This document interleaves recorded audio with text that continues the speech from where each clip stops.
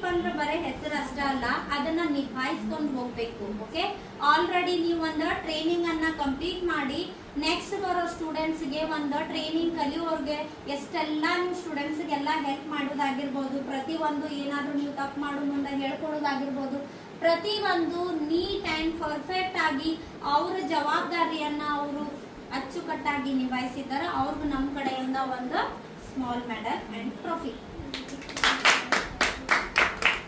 All the very best ರೀ. Internship ಅಂದ್ರೆ ಬರೀ ಜಸ್ಟ್ ಬಂದು ಕುಂತು ಹೋಗುದಲ್ಲ.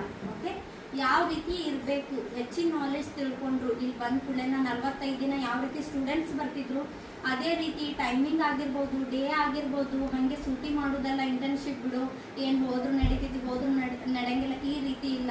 ಒಂದು ಅವ್ರ ಡಿಸಿಷನ್ ತಗೊಳ್ಳೋ ಮುಂದೆ ಯಾವ ರೀತಿ ಡೇ 1 ಇಂದ ಕ್ಲಾಸಿಗೆ ಬರ್ತಿದ್ರು, ಇಂಟರ್ನ್ಶಿಪ್ ಕೂಡ ಹಾಗೆ ಬಂದು ಇನ್ನೂ ಎಕ್ಸ್ಟ್ರಾ ಮಾಹಿತಿಯನ್ನು ತಿಳ್ಕೊಂಡು ಎಲ್ಲ ಸ್ಟೂಡೆಂಟ್ಸ್ಗೆ ಏನಾದರೂ ವಜ್ಜಾಗತ್ತಿತ್ತು ಅಂದ್ರೆ ನಿಮ್ಮ ಕೆಲಸನ ಹಗುರು ಮಾಡಿಕೊಟ್ಟಂಥ ಶ್ರೀದೇವ್ರಿಗೆಲ್ಲ ಕಡೆಯಿಂದ ಕ್ಲಾಸ್.